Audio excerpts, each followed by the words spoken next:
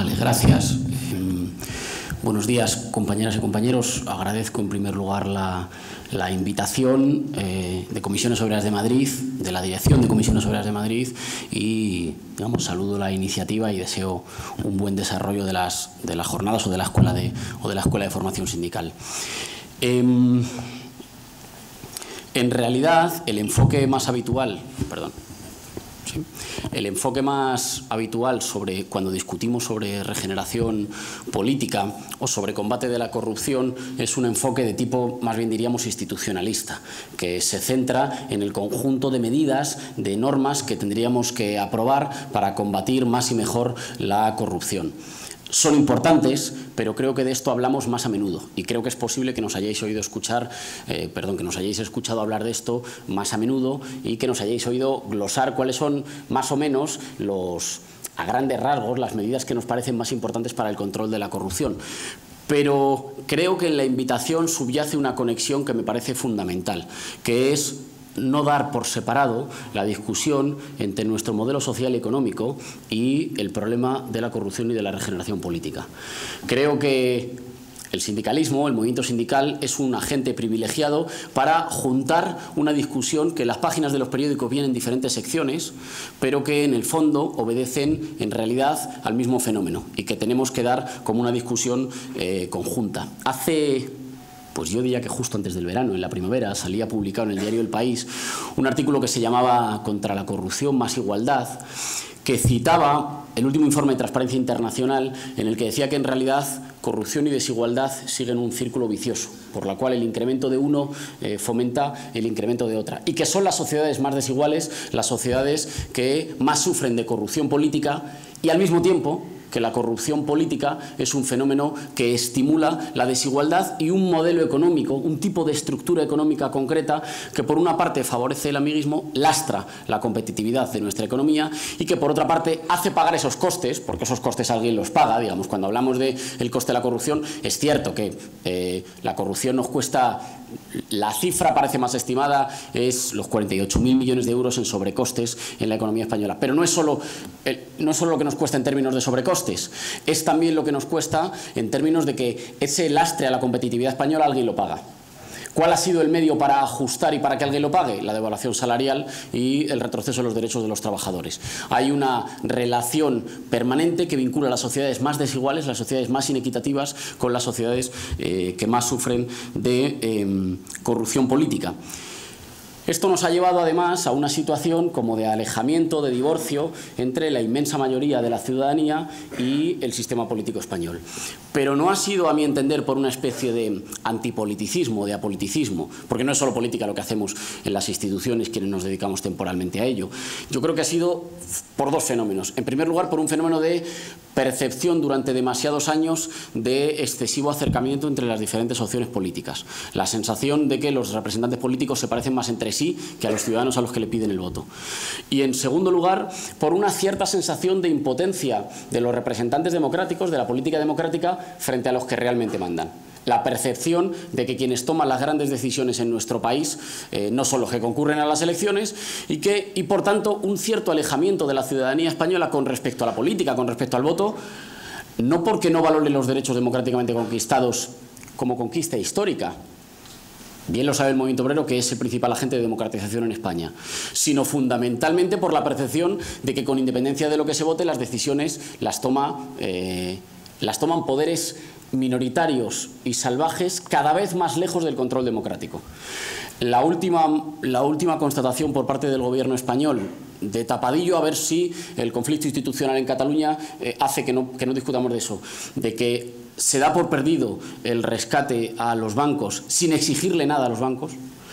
Cuidado, porque no estamos discutiendo de la pertinencia o no del rescate de una parte del sector financiero en España. Estamos discutiendo si el sector público tiene derecho a exigir algo a cambio, es decir, si la ciudadanía española tiene derecho a exigir algo a cambio del rescate. Por ejemplo, una política en la que los bancos estén obligados a dar mayor crédito a cooperativas, a autónomos o a pequeños emprendedores. Por ejemplo, una política de vivienda en la cual los bancos renuncien a una parte de la función especulativa de la vivienda que tienen y que no sacan al mercado para alquiler para bajar los precios de la vivienda. El gobierno en nombre del conjunto del pueblo español, da por perdido los millones de euros, que son aproximadamente como para darían como para 3 planes de renta mínima en España, da por perdidos los miles de millones de euros inyectados a la banca sin pedirle a los bancos un solo euro, ni una sola obligación política. A las mismas entidades bancarias, por cierto, no me parece un dato menor, que a menudo están detrás de los préstamos que permiten hacer las campañas electorales a los partidos políticos que han gobernado en nuestro país, hasta ahora. Esta percepción acrecienta, claro, un divorcio entre la ciudadanía y el sistema político español. Ya digo, no un divorcio por apoliticismo, un divorcio por percepción de impotencia. Ahí entonces tenemos que discutir que la crisis fundamentalmente ha sido un proceso de secesionismo de la minoría privilegiada con respecto al resto del país. La crisis fundamentalmente se manifiesta como el proceso por el cual una pequeña minoría, los más ricos de nuestro país, se han puesto crecientemente por fuera de cualquier compromiso con el desarrollo de nuestro país y de nuestra sociedad, en términos de contribución fiscal, en términos de respeto al Estado de Derecho, en términos de respeto a los controles democráticos. Eso básicamente ha significado una quiebra de la confianza en las instituciones y en las leyes. Si quienes se supone que eran modelos de conducta y de comportamiento predican con el ejemplo de situarse por encima del control institucional y de las leyes, eso ha generado que, digamos, un masivo descreimiento con respecto a las reglas del juego. Pero hay un elemento más. No por casualidad, en nuestro país, el proceso de transición a la democracia tiene un hecho fundamental, me atrevería a decir que incluso más importante que el momento constituyente oficial del 78, en los pactos de la Moncloa. Hagamos la evaluación que hagamos de los acuerdos de la Moncloa, es claro que los acuerdos de la Moncloa construyen como primera base para la democratización de nuestro país el reconocimiento del movimiento obrero y del movimiento sindical y un pacto social que incluye no solo los derechos civiles, electorales, de expresión, los derechos políticos, sino también los derechos sociales. Digamos, el contenido fundamental para la integración del movimiento obrero, que es el principal agente de caída de la dictadura y de lucha por la democracia en nuestro país, es el reconocimiento de los derechos sociales. Y por tanto son un corazón de nuestro pacto social y de nuestro pacto político. Y han sido precisamente los más atacados y los más golpeados durante los años de la crisis. Pero no lo digo solo en términos de justicia social, lo digo fundamentalmente en términos de democracia. El pacto fundante de la democracia en nuestro país no solo lleva a la democracia al Parlamento, lo lleva, y esto es mucho más importante, a los centros de trabajo. Esa ha sido una reforma, o esos han sido avances continuamente golpeados en los últimos años y en particular por las dos últimas reformas laborales, la ejecutada por el Partido Socialista y la última ejecutada por el Partido Popular, que estrechan casi hasta eliminar para las nuevas generaciones el derecho a la negociación colectiva, el derecho a estar sindicado, diría más, el derecho a ser ciudadano en el centro de trabajo también, no solo cuando se vota, sino a ser ciudadano, a ser sujeto de derechos en el centro de trabajo. Así pasa que los nuevos conflictos laborales que hemos conocido, por ejemplo, el de los riders de Deliveroo, el de los mensajeros de Deliveroo hace poco, la empresa no es que niegue condiciones laborales concretas, es que niega tener vínculo laboral alguno con los trabajadores y, por tanto, niega tener la menor responsabilidad para con los trabajadores. Es decir, erosiona la posibilidad del derecho a ser ciudadano, del derecho a la negociación colectiva, a ser sujeto de derecho en los centros de trabajo. Esto no ha sido, digamos, solo una cosa que nos parezca bien o mal moralmente, ha tenido dos efectos. Uno, un estrechamiento democrático de nuestro país. Nuestro país hoy tiene peor salud democrática porque un agente fundamental de democratización, como son las organizaciones sindicales, tienen menos capacidad de defender los derechos laborales, sobre todo para las generaciones que se incorporan a sectores del mercado laboral donde ha sido pulverizado el derecho a tener derechos o donde se libra una lucha muy dura contra la posibilidad de organización y de acción sindical. Pero, en segundo lugar, ha permitido profundizar un modelo económico determinado. Ha permitido profundizar un modelo económico en el que la competitividad no se gana mejorando la eficiencia energética, la competitividad no se gana con más innovación, la competitividad no se gana trayendo a una buena parte de las cifras más elaboradas señalan como en 500.000 los jóvenes que España ha perdido durante la crisis. No se gana incrementando la inversión en capital humano, se gana fundamentalmente por medio de la devaluación salarial. Ahora bien, por medio de la devaluación salarial en realidad nos encontramos en una suerte de cuello de botella.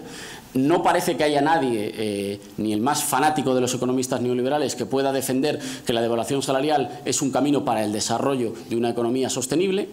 No parece que podamos competir contra los países, digamos, emergentes en costes salariales más bajos. Parece más bien que los países de nuestro entorno, que tienen situaciones económicas más solventes, no la hacen descansar sobre las espaldas de la devaluación salarial, de la precarización, sino que la hacen descansar sobre el desarrollo de un modelo económico de base más ancha, sobre una fiscalidad con capacidad redistributiva, sobre un Estado también que pasa de una función de mero depredador a una función emprendedora, que ayuda a una industrialización inteligente. Pero no es ese claramente el camino invertido en España. El camino emprendido en España es un camino por el cual la competitividad descansa única y exclusivamente sobre las espaldas de los trabajadores y del ajuste salarial. Eso no es solo injusto, es ineficaz, es un modelo económico que tiene las patas muy cortas. Pero además es un modelo social que impide la cohesión social, es un modelo que fomenta una suerte de lógica, si queréis, o de ética del comportamiento del sálvese quien pueda, y por tanto del comportamiento del amiguismo, que crea el caldo de cultivo cultural para la posibilidad de la corrupción, y además es, digamos, una dinámica de profunda desorganización social. Si decía antes que la crisis se manifiesta en primer lugar como una rebeldía de los de arriba dispuestos a no cumplir con ninguno de sus compromisos con la sociedad española, para los de abajo, para la inmensa mayoría social, se manifiesta como una masiva desorganización de la vida. Se manifiesta como una extrema dificultad de hacer planes, de organizar proyectos de vida o delegar a las generaciones que vienen después proyectos de vida, marcos de convivencia que aseguren más o menos, ningún lujo, digamos que trabajando uno tiene derecho a vivir una vida por lo menos libre de penurias, y esto defiendo el hecho fundamental, el corazón de la crisis política en nuestro país. Es importante, claro que sí, que cuando hablamos de crisis política hablemos de medidas institucionales para la regeneración de las instituciones, para la transparencia, en la discusión de la ley de contratación del sector público. Creo que se han incluido medidas, y hemos trabajado mucho en ello, se han incluido medidas muy interesantes sobre que no pueda contratar o no pueda presentarse a concursos con la administración pública empresas que hayan sido sancionadas por una inspección de trabajo o empresas que hayan tenido participación en casos de corrupción. Estos elementos son importantes, me parecen muy importantes, pero creo que de ellos hablamos más bien a menudo. De lo que hablamos mucho menos es de cuál es el tipo de modelo social y económico hermano gemelo de la corrupción, sostén necesario de la corrupción, y por tanto de cuál es el modelo social y económico que tenemos que transformar para conseguir un país con más cohesión social, con un modelo económico con más capacidad de mirar al futuro y más robusto, de tal manera que nos asegure que la siguiente crisis financiera global no nos coge en una situación de extrema fragilidad económica y por tanto no se lleva por delante una generación entera. ¿Cuáles son algunas de las medidas, brevemente, porque sospecho que... Uy. Sí, ¿no? 2 minutos. ¿1? No, 4. Ah, 4. Estaba ya regateando. ¿Habéis visto lo que es la cultura del amiguismo en España? Brevemente, algunas de las medidas que creo necesarias en este campo. Negro sobre blanco. Hay que derogar las últimas 2 reformas laborales, la realizada por el Partido Popular y la realizada por el Partido Socialista, y hay que emprender una medida, digamos, una ofensiva legislativa muy clara que restaure el derecho a la negociación colectiva, no solo como derecho ciudadano, sino como factor de desarrollo económico en nuestro país. Digámoslo claramente, la economía española ha sido tanto más productiva cuanto la vía posible para incrementar los beneficios no ha sido la devaluación salarial.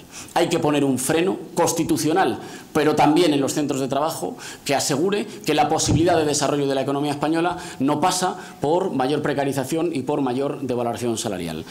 Hay que realizar una subida del salario mínimo interprofesional. Nosotros estamos hablando de 950 euros al final de la legislatura, que no es solo una medida justa, que es fundamentalmente una medida eficaz. Es una medida que, al incrementar la capacidad de consumo, sobre todo de las rentas que tienen menos capacidad de ahorro, es decir, que van a gastar inmediatamente todo lo percibido, tiene la capacidad de inyectar demanda en aquellos sectores que más lo necesitan, en los sectores de la pequeña y mediana empresa, que son los que producen más empleo en nuestro país, y al mismo tiempo de aumentar, por tanto, la recaudación fiscal y, por tanto, la capacidad del Estado de emprender políticas económicas más ambiciosas.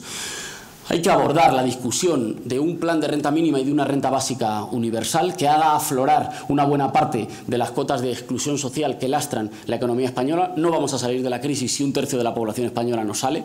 No es sostenible, no es posible pensar en un proyecto de futuro si tenemos un tercio de la población española excluida de la posibilidad de satisfacer sus necesidades más básicas.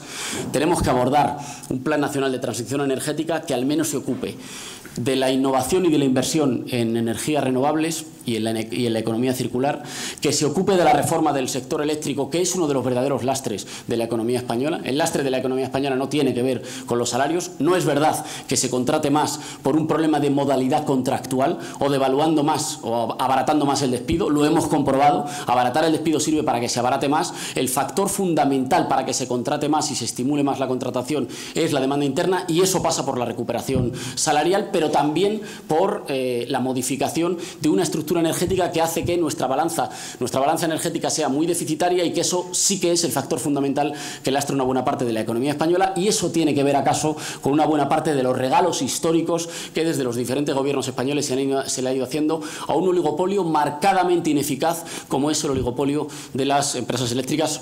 Lo vemos cada invierno, espero que no lo veamos este próximo invierno. Hay que abordar un plan que al menos incremente la inversión pública en el 2% del I+D+I, como nuestros socios en Europa, que ayude también al retorno del talento joven que se ha tenido que ir y que está inventando, que está patentando, que está innovando en otros países en Europa. Hay que abordar una reforma fiscal que asegure que paga más quien más tiene, que al menos haga que los más ricos en nuestro país paguen igual que pagarían si vivieran en Francia o si vivieran en Alemania, y hay que convencerles de que solo tenemos crecimiento económico y solo tenemos cohesión social si contribuyen a ello.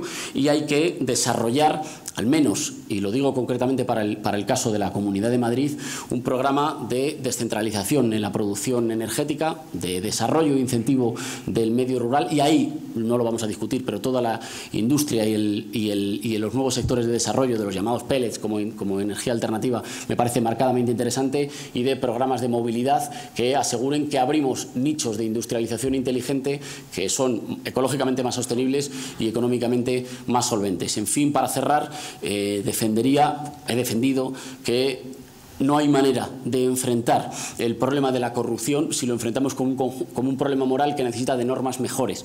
Es verdad que hacen falta normas mejores, yo creo que eso no lo discute nadie, pero hay que relacionar el problema de la corrupción en España con el problema del estrechamiento del modelo económico y con la oligarquización del sistema político. La corrupción ha sido el mecanismo por el cual unas élites, hoy mucho más ricas y más poderosas que antes de entrar en la crisis, han sido capaces de ponerse por encima del funcionamiento del sistema democrático, y por tanto la solución de la corrupción pasa por el restablecimiento de los controles democráticos y por la construcción de un nuevo acuerdo social de acuerdo con las necesidades de los españoles hoy en día, en el 2017. Ese acuerdo social no se puede hacer como el anterior si no es con los sindicatos como espina dorsal. Decía Marcelino Camacho, los trabajadores seguimos siendo los parientes pobres de la democracia. Yo lo pondría en positivo. Sin los trabajadores y sin las organizaciones de los trabajadores no hay posibilidad de reconstruir un acuerdo social que haga nuestro país económicamente más viable y socialmente más justo. Muchas gracias.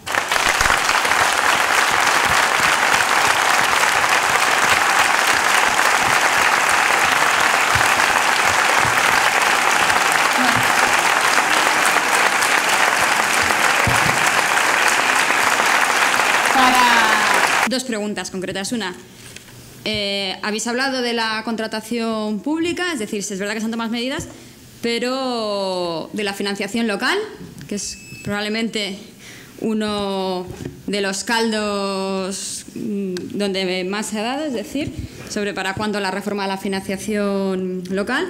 Y otra, si los partidos que están aquí se comprometen o no, o tienen perspectivas de una auténtica ley de participación institucional que entienda que la democracia es más que votar cada 4 años, y que por lo tanto los agentes sociales no solo, es decir, en la concertación, sino que tienen algo que decir en la vida pública de manera permanente como parte o eje fundamental para la vertebración social.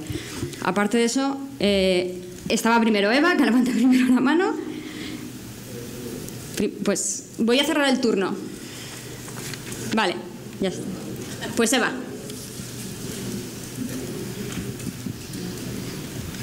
Hola, buenos días. Soy Eva, soy de la Unión de Madrid, de la Ejecutiva de la Unión de Madrid. Al no ser esta una mesa de expertos, sino de representantes de partidos políticos, a mí me interesa una pregunta que creo que no se ha respondido suficientemente, si acaso por alguno de las personas que ha intervenido, es si la corrupción es una cuestión de actitudes y de comportamientos, bien individuales porque los hombres no son ángeles, bien colectivos porque hay tramas corruptas, o es una cuestión de modelo.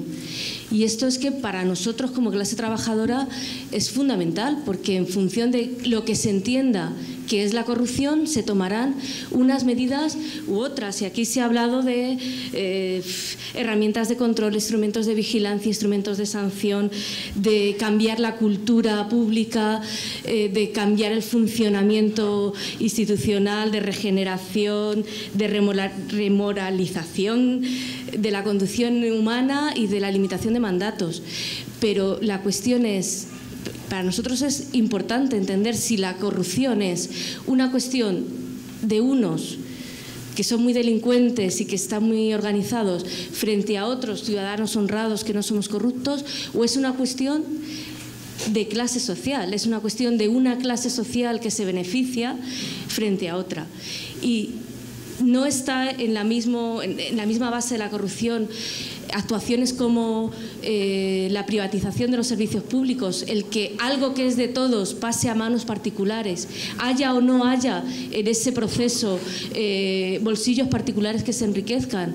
Cuando los colegios de mi barrio, los hospitales de mi barrio, el agua, todo pasa a manos privadas y me desposeen a mí de algo que es mío y que he pagado yo, colectivamente hemos pagado, no hay en sí mismo un elemento de corrupción que pagamos el conjunto de la clase trabajadora. Se puede regenerar sin poner freno a estas cuestiones como la privatización, la desregulación. Cuando se regula las condiciones de trabajo, ¿para qué se desregula? ¿O para quién se desregula? ¿Quién se beneficia? ¿Nos beneficiamos todos o se beneficia una minoría? Y si se beneficia una minoría frente al colectivo, ¿no es eso en sí mismo ya corrupción? El gobernar para unos y no para todos.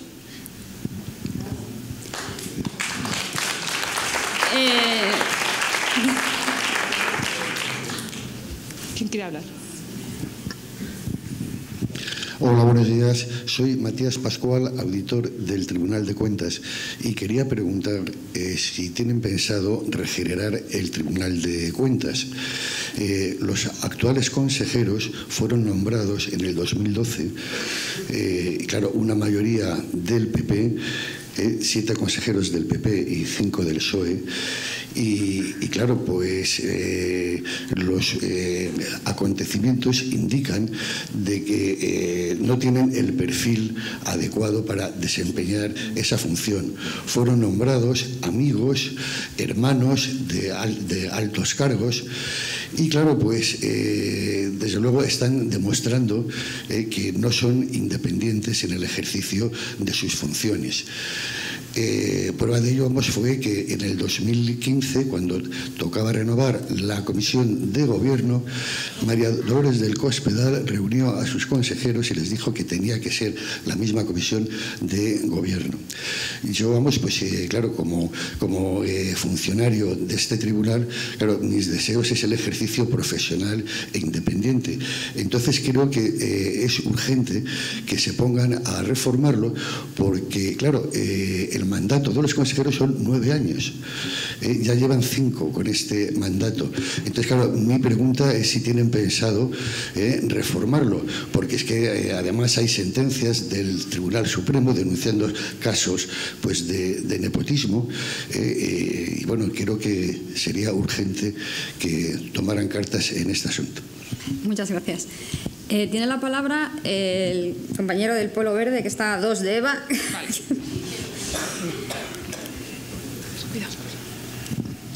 Buenos días, soy Jerónimo de Enseñanza de Comisiones Obreras. Mi pregunta es muy concreta. Teniendo en cuenta que la Constitución consagra el principio de igualdad, Yo cuando veo en el Parlamento que hay diputados que valen 2.000 votos y otros que valen 2 millones de votos, me pregunto dónde está ese principio de igualdad y para cuándo una reforma de la ley electoral que desde mi punto de vista es inconstitucional porque falta este principio. Gracias por la concreción. Javier y Juberías, os toca. Pues venga. Preguntas.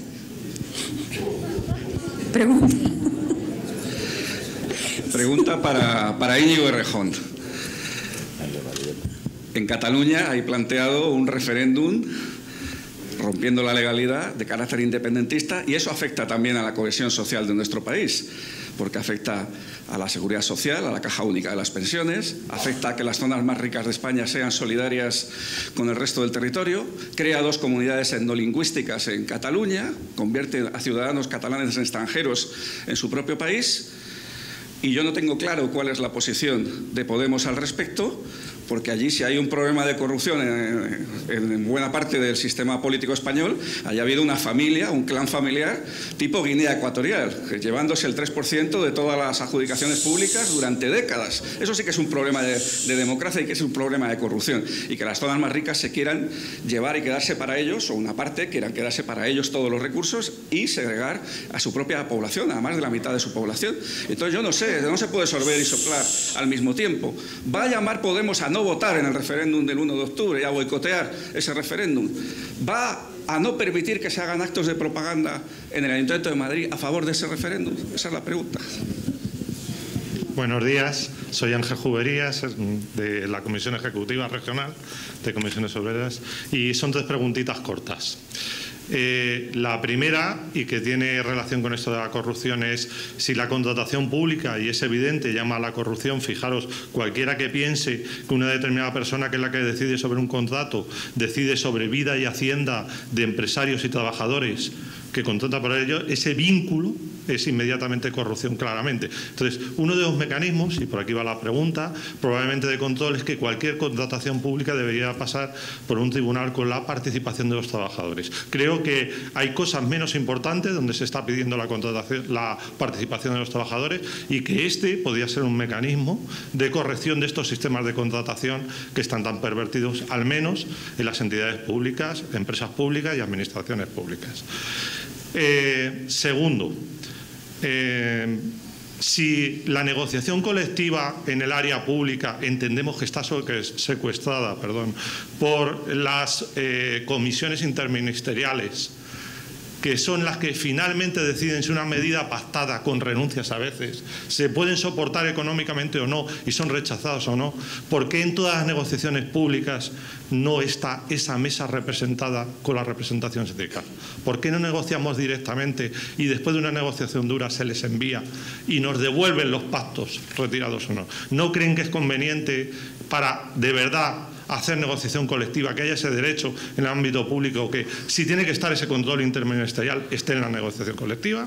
Y la última, que es de mi gremio, de medio ambiente, y que creo que también tiene mucho que ver con la corrupción. Últimamente hemos visto las medidas del Plan Chamartín y alguna cosa así. Si no creen que las medidas de movilidad en nuestra comunidad y en general en nuestro país tienen que ir mucho más allá de nuevas tecnologías eléctricas, de sistemas que están bien, de movilidad compartida, de estructuración, y tienen que ser más estructurales, más que la gente trabaje donde viva o viva donde trabaje o donde tenga voluntad, que tenga la capacidad de moverse de una manera cercana en transporte público. Y que esto evita mucha corrupción urbanística, mucha corrupción de movimientos unilaterales de empresarios de un terreno a otro, de localizaciones internas y externas, etcétera. Muchas gracias. ¿Alguien más? Abajo. Que te lo lance.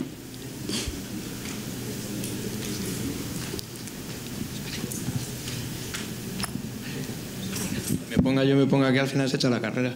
2 preguntas muy cortas. Mirar, ayer asistíamos a una mesa que hablábamos sobre nuevas realidades y donde, para aquellos que a lo mejor no lo sabían, muchas personas del mercado laboral hoy día están sometidas a evaluaciones constantes ya no por sus superiores, sino por sus clientes. Yo os pregunto, que habláis de regeneración política, si consideráis que la ciudadanía, y además constatáis que no solo nos gusta votar cada 4 años, si sería posible, o que pensáis que los políticos fueran evaluados por sus ciudadanos no solo cada 4 años, sino de una forma más constante, ¿no? Y así os adaptáis también un poquito a las nuevas tecnologías. Y otra pregunta es si consideráis, más o menos del mismo modo que esto que voy diciendo, que para ser político hace falta tener unos requisitos mínimos. Nuestra juventud está sometida a un nivel de exigencia en el mercado laboral que a veces hace falta tener hasta 5 idiomas para trabajar en el Burger King, con todos mis respetos para los grandísimos trabajadores de Burger King. Mi pregunta es esa, si consideráis que hace falta tener unos requisitos mínimos o debería de haberlos para poder trabajar en política y que no tengamos un presidente tan nefasto como el que tenemos y tan poco preparado que ni siquiera sabe hablar inglés. Gracias.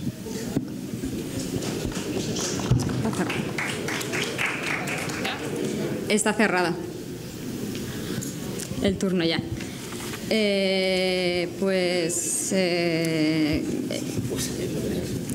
Seguimos, si queréis, el mismo orden de intervención, vale. Si os parece de acuerdo, para Íñigo. Vale, gracias. Intento responder a todo y lo intento hacer breve, a ver si me salen las dos cosas.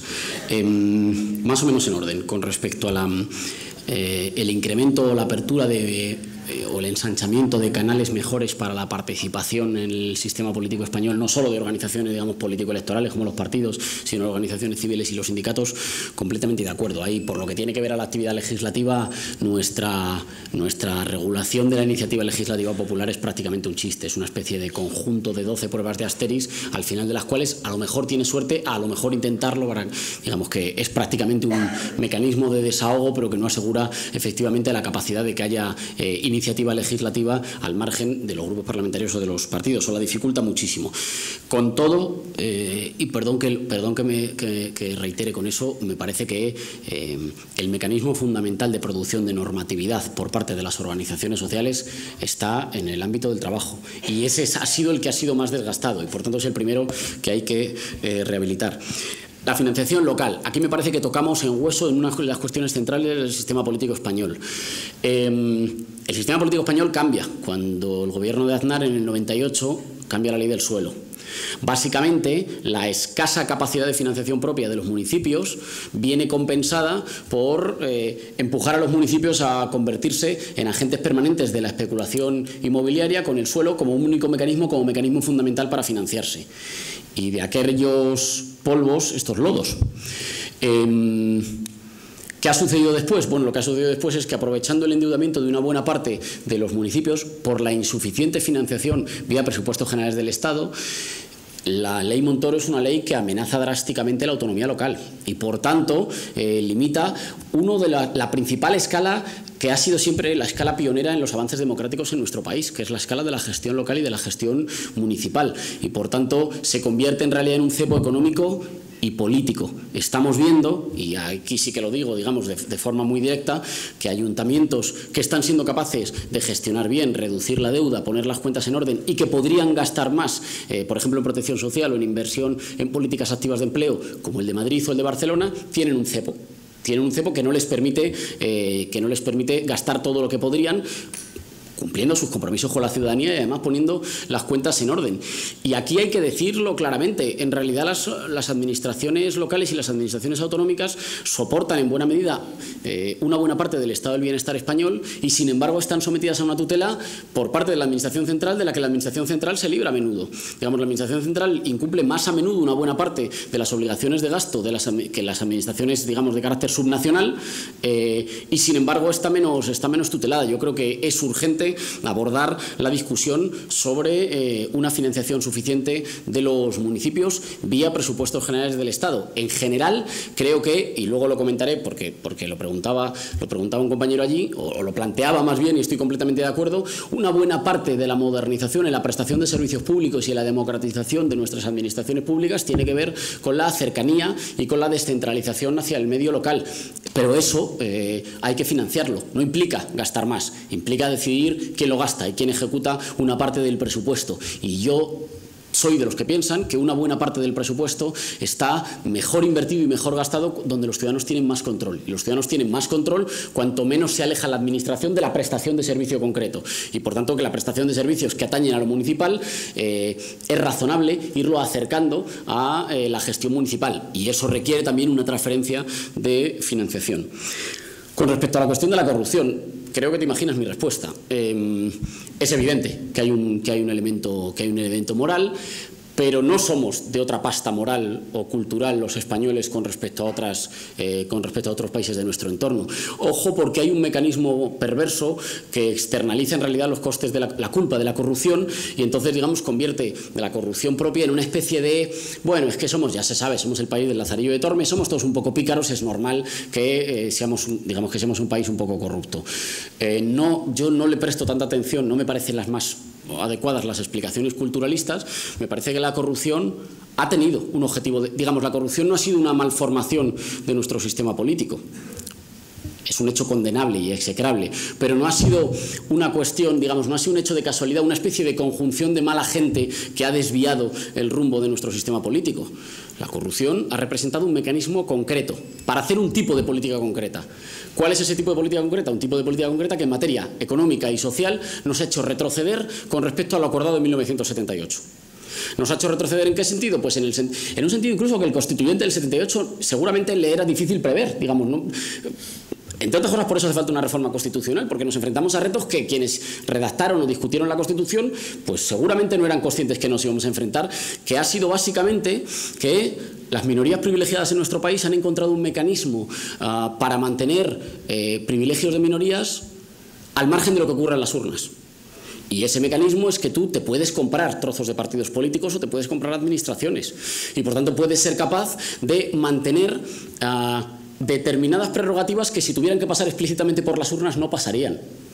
Lo que pasa es que puedes escatimar, puedes encontrar una especie de subterfugio, de atajo, según el cual, con independencia de lo que pase en las urnas, puedes llevar a cabo medidas, pues eso, como por ejemplo lucrarte con la explotación de sectores que antes eran servicios públicos y que te los regalan casi en régimen de monopolio, como por ejemplo una masiva transferencia de rentas de la base de la pirámide a la cúspide de la pirámide. Creo que la corrupción es todavía, por desgracia, el mecanismo que engrasa la relación, en algunos casos, entre partidos políticos y un modelo económico-político de carácter mafioso. Pero esto no ha ocurrido porque haya mucha gente que sea pícara. Ha ocurrido y ha sido el mecanismo fundamental por el cual hoy nuestro país, mi generación, conoce cotas de desigualdad desconocidas en las últimas 2 décadas. Y conoce retrocesos en derechos conquistados por mis padres y mis abuelos, que no son simplemente porque la gente, vote de una manera o vote de otra. Es también porque una buena parte del desencantamiento con lo que la gente puede votar tiene que ver con la percepción, lo decía antes, de una cierta impotencia democrática. ¿Qué más da? Si vote lo que vote, al final hay gente que siempre se sale con la suya. ¿Por qué se sale con la suya? ¿Por el resultado de las papeletas? No, se sale con la suya por un resultado, por ejemplo, lo decía antes, ¿tiene algo que ver que tengamos un carísimo e ineficiente oligopolio eléctrico con las posiciones que ocupan después los expresidentes en los consejos de administración de las empresas energéticas? Pues a lo mejor sí, a lo mejor es habría que hacer un estudio empírico, ¿no? A mí, a priori, con este método, me da que alguna relación guarda. ¿Tiene alguna relación los ataques constantes a la sanidad pública con que después las concesiones para una buena parte de las externalizaciones de lo que antes hacía el sector público de la sanidad se la llevan gente extraordinariamente cercana a los mismos partidos que hacen esas medidas? Pues a lo mejor sí. ¿Y esto qué es? ¿Esto es maldad? No. Esto es un resultado, para irle horadando espacios a la democracia y a los derechos sociales en nuestro país. Con respecto a la pregunta de Cataluña, me extiendo un poco porque no es el tema, pero en primer lugar quiero comenzar corrigiendo una cosa que no es cierta. El Ayuntamiento de Madrid no hace propaganda de ningún acto. El Ayuntamiento de Madrid, cuando alguien alquila una sala y paga por la sala, concede una sala.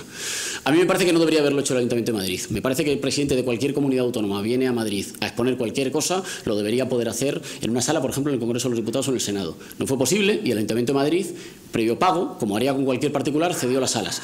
Estoy de acuerdo y voy a defender que sigamos teniendo un Ayuntamiento de Madrid, que si alguien quiere alquilar una sala, se la siga alquilando. Y con respecto a nuestra posición, otro matiz antes, la cuestión de los Pujol. Estoy de acuerdo plenamente en la caracterización de los Pujol. Me llama, sin embargo, la atención que algunos hayan descubierto la actividad mafiosa del clan de los Pujol únicamente cuando dejaron de ser sostén de la gobernabilidad para los dos partidos tradicionales en España. Y yo estoy de acuerdo en la calificación entera de los Pujol.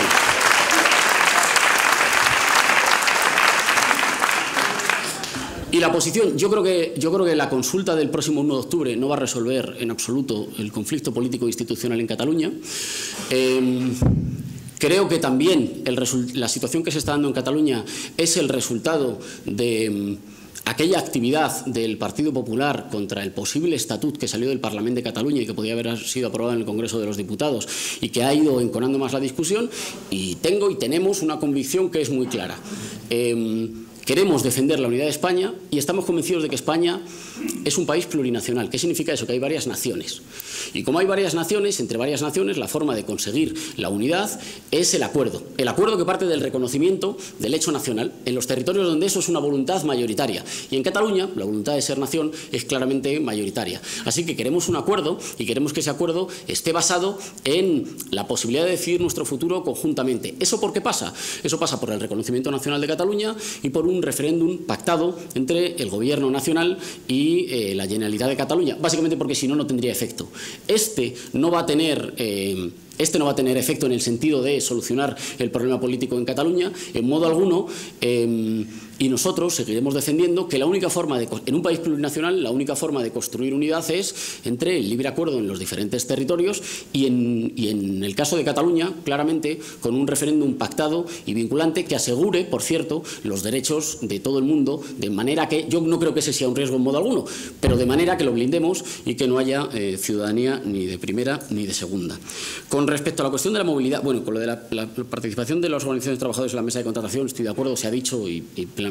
Me parecía, no más interesante, pero me parece que tiene mucho recorrido la cuestión de que cuando abordemos la discusión de la movilidad, en términos de desarrollo económico, pero también de protección medioambiental, la abordemos no solo con medidas concretas, sino con una discusión sobre la geografía política de nuestro país. Hay un libro que aprovecho para recomendar que es maravilloso, que se llama La España vacía, que señala hasta qué punto es una anomalía, que además pone en peligro una buena parte de la cohesión territorial y política en nuestro país, que una buena parte de España esté desierta y que se configuremos como inmensas megalópolis que son más caras, que son más costosas, que son más difíciles de organizar, que se convierten además en agujeros negros que chupan la población del resto del territorio. Precisamente cuando en Europa los países punteros están haciendo el camino de regreso, están haciendo un camino favorable a la economía circular y a la economía de proximidad. Tú lo decías en relación a los desplazamientos, que me parece fundamental. Yo le añadiría también a los mecanismos y a las redes de producción, distribución y consumo. No podemos construir una estructura económica más diversificada y más densa mientras que los costes de transporte, de almacenamiento y de distribución sigan siendo solo asumibles por inmensas infraestructuras. Y en ese sentido, el avance en un sentido de desarrollo económico y de sostenibilidad ecológica tiene que ver claramente también con el retorno a la gestión, al consumo y al desplazamiento en proximidad. En fin, no hace falta poner ejemplos, pero tiene poco sentido que estemos arruinando una parte de la producción local para traer cosas que vienen de lejísimos cuando hay gente que está sobreviviendo a duras penas por producirla a 50 kilómetros de nosotros, pero que nunca vamos a encontrar en el supermercado. Creo que es difícil pedirle a los agentes privados que, digamos, motu propio, de repente paguen un poquito más para ser capaces de acercarnos a la producción local. Creo que las administraciones públicas tienen que tomar ahí la delantera para fomentar este tipo de economía. Y dos cuestiones más y cierro. La cuestión de la evaluación, ponía como ejemplo la evaluación de los trabajadores por parte de los clientes. Yo tengo que decir que a mí eso me da bastante miedo.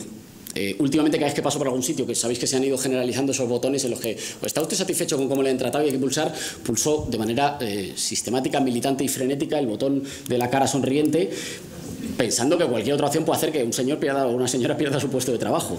Me parece peligroso, sobre todo porque, digamos, tú tienes derecho a tener un mal día con los que hagas bien tu trabajo y puede que me enfade el trato que me has dado y sin embargo lo has dado bien. Me parece peligroso. Con respecto a los políticos estoy más de acuerdo porque tenemos condiciones privilegiadas que no tienen una buena parte de los trabajadores. Estoy un poco menos, fíjate, quizá te sorprenda, con la cuestión de los requisitos educativos o idiomáticos para los representantes. A mí me preocupa que Rajoy comande un gobierno que no diga nada sobre el dineral que hemos perdido con los bancos o que testifique ante la Audiencia Nacional por la presunta financiación ilegal de su partido. Lo de que no hable inglés bien, pues digamos, preferiría que lo hablara bien, pero honestamente me preocupa menos. Y ojo, porque se decía antes, ojo porque todavía la educación pública no asegura suficientemente, por ejemplo, que de la educación... No sé, yo hablo inglés y no he hablado, y he ido toda mi vida a la educación pública, no lo he aprendido en la educación pública. Lo tuve que aprender después, te vas fuera, en la universidad, estudiando. Y por tanto, hasta que la educación pública no asegure que todos los españoles puedan hablar bien un segundo idioma en condiciones de solvencia, yo no lo exigiría para representar a nada. Ojo porque las cuestiones... Ojo porque... Aunque entiendo el ánimo, las cuestiones, digamos, que se quejan de una parte de nuestros representantes políticos por su escasa formación, ojo, porque podrían acabar privatizando o estrechando más la política y consiguiendo que a la política se dediquen solo quienes han nacido en cuna privilegiada. Y la última, con respecto a la reforma electoral, que soy el responsable de mi grupo parlamentario por la cuestión de la reforma electoral. No soy demasiado optimista con respecto a las posibilidades de la subcomisión para la reforma electoral que está trabajando en el Senado, en el Congreso, y trabajo en ella. No soy demasiado optimista porque sobre las cuestiones fundamentales, sobre las cuestiones de calado no hay acuerdo. Creo que va a haber acuerdo, por ejemplo, sobre derogar la reforma del voto rogado que impidió o dificultó enormemente la participación electoral para los españoles que se han tenido que ir al extranjero. Curioso. Lo dificultó justo en el momento en el que más jóvenes se tenían que ir expulsados por las políticas de gestión de la crisis. Sobre la reforma de nuestro sistema electoral, bueno, yo no estoy de acuerdo. Primero, no estoy de acuerdo en que el constituyente decidiera que fuera la provincia. Eso es un sistema que, en primer lugar, anclan las últimas cortes franquistas. Y lo anclan, y ahí hay testimonios muy buenos, hay muchos estudios al respecto, no me quiero extender porque sobre esto me ocupa mucho. Hay testimonios al respecto muy claros, digamos, de políticos de la UCD, que básicamente están diciendo que hay que hacer un sistema electoral que contenga una parte del empuje popular y democrático de las ciudades. Está diciendo, diseñemos un sistema electoral que no nos dé demasiados sustos, en la que, incluso si no sacamos la mayoría absoluta en votos, podamos acercarnos a la mayoría absoluta en escaños. Es verdad que la provincia está anclada en la Constitución como circunscripción electoral, pero esto no nos impediría en absoluto, no hay que modificar la Constitución, por ejemplo, para, junto con la provincia, aumentar en algunos diputados por circunscripción autonómica o por circunscripción única. Por ejemplo, se podría hacer de tal manera que compensáramos un sistema electoral que hoy se parece poco a la sociedad española. Digamos, tenemos un sistema electoral en realidad que sobrerepresenta determinadas opciones en detrimento de otras, pero que refleja escasamente o que refleja de manera distorsionada la pluralidad de la sociedad española. ¿Cuál ha sido hasta ahora la justificación para eso? Bueno, es que hay que asegurar que tengan una representación robusta, incluso por encima de su peso demográfico, las provincias menos pobladas, porque si no no tendrían representantes en el Congreso y por tanto, y el Senado, bueno, en el Congreso, y por tanto no recibirían las mismas ventajas en términos de políticas públicas o de transferencia. Lo que pasa es que ese argumento no es cierto. En primer lugar, porque en general, en las provincias que los partidos políticos hasta ahora tradicionales tienen más asegurado que salen, en general en esas provincias ponen gente que no suele ser de la provincia y por tanto que no asegura en absoluto esa transferencia de rentas. Quiero decir, tú aseguras que vas a salir por Ávila y entonces metes en Ávila a un tipo que no necesariamente es de Ávila, lo cual no se traduce en más políticas públicas para la ciudadanía de Ávila. Y para muestra, baste ver la distribución, por ejemplo, del gasto en infraestructuras públicas que en España se ha concentrado en conectar las dos grandes ciudades. Ahora, ¿la sobrerepresentación de las provincias menos pobladas ha servido para que haya más transferencia de rentas o de infraestructuras a esas provincias? No, en absoluto, si se están desmantelando ambulatorios en el medio rural, por ejemplo. Si no ha servido para eso, solo sirve, creo, para producir mayorías, digamos, ligeramente adulteradas. Y, por tanto, creo que habría que exigirle a los partidos políticos que hasta ahora han sido más o menos beneficiarios de ese sistema, una transformación, sobre todo porque, ojo, que los sistemas electorales se sabe cuándo te benefician, pero no se sabe cuándo te empiezan a perjudicar. Y por tanto yo creo que en aras, digamos, del juego más justo posible, habría que transformarlo. A mí me hubiera gustado, por ejemplo, que en el acuerdo, digamos, yo no habría investido a Mariano Rajoy, es obvio, pero que en el acuerdo de gobierno, por ejemplo, con el Partido Popular, se le exija un compromiso para transformar un sistema electoral que no es fiel a los resultados de lo que la gente vota. Creo que eso forma parte de una demanda ampliamente mayoritaria de la ciudadanía española y que por tanto deberíamos emprender. ¿Básicamente para qué? Para que tengamos un Parlamento que se parezca más a cómo es ya la sociedad española. Gracias.